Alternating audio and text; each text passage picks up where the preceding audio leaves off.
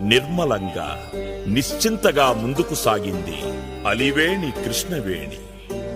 బ్రహ్మంగారు తన కాలజ్ఞాన గ్రంథంలో సైతం ఈ విషయాన్ని విశదీకరించారు. అమ్మలగన్నమ్మ ముగురమ్మల మూలపుటమ్మ చాలా పెద్దమ్మ సురారులమ్మ కడుపారడి పుచ్చినయమ్మ తన్నులో నమ్మిన వేల్పుటమ్మల మనమ్ములయుండెడియమ్మ దుర్గమాయమ్మ కృపాబ్ది ఇచ్యుత మహత్వ కవిత్వ పటుత్వ సంపదల్